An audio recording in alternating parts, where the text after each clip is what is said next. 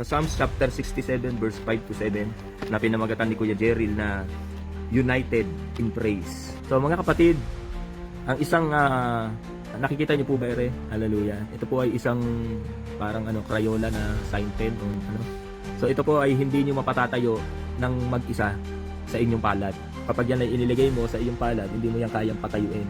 So sabi nga ng Biblia, mapapatayo mo yan kapag tayo ay nag-unite. Amen po ba?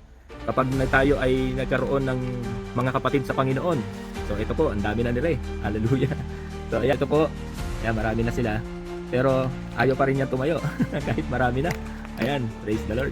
So anong dapat natin gawin mga kapatid? Gaya ng sinabi ni Kuya Jerril kanina, sa isang walis tingting, hindi pwedeng makawalis siya ng iisang piraso. O kailangan sama-sama. Pero kagaya nito mga kapatid, na Crayolang ito, hallelujah, o sign pen, kahit marami na sila, hindi mo siya kayang patayuin sa iyong palad.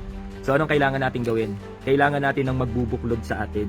Pag ito'y nilagyan ko ng goma at lastiko, amen? So mapapatayo na natin ito sa ating mga palad. So ganito ang ginagawa ng Panginoon sa atin mga kapatid. Hindi natin kayang tumayo mag-isa. Kailangan natin ng kapatid sa Panginoon. Amen po ba? Kahit anong gawin mo, ang isang Crayolang ito hindi mo mapatatayo sa iyong palad ng nag-iisa. Kailangan marami. Amen? At kahit marami yan, hindi mo pa rin kayang patayuin yan, not unless merong magbubuklod na yung magbabind sa kanila. Amen po ba? At walang iba kundi ang Panginoon, ang Diyos. Kaya mga kapatid, at isang bagay na nakikita natin kapag tayo kasama, ang isang gawaing mahirap ay gumagaan. Isang bagay na nakikita natin kapag tayo nagkaisa, malaking bagay ang magagawa po natin. So, ang Diyos ang ating buklod na siyang magbubuklod sa atin upang tayo ay makatayo ng sama-sama.